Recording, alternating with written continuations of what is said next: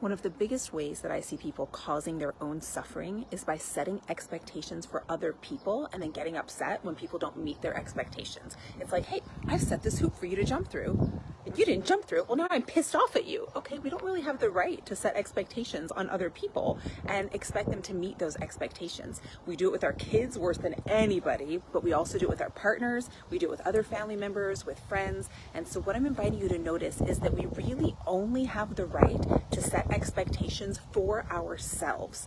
And when we're setting expectations for another person, we are completely not even taking into consideration what are their needs, what do they want, what's important to them, do they even ask for this? Like, why am I assuming that they have to do this for me and I haven't even taken into consideration what they might want for themselves?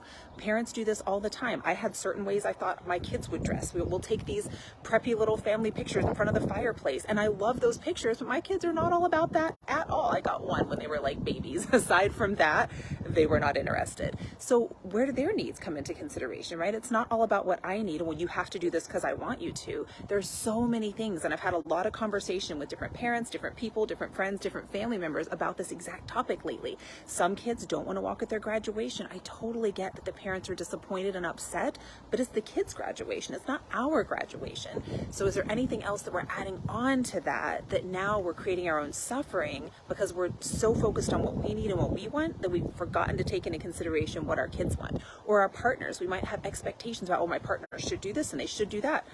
What about what your partner wants? Did you ever ask them if that matters to them, if that's important to them, or why do you want them to do that? Do you need them to do that so you feel validated, or is it just a need that you actually have? And have you expressed that to them lovingly and asked them to? Or did you just set the expectation and they get pissed when they didn't just automatically jump and do it? We do this with friends, we do this with family, we do this with so many people.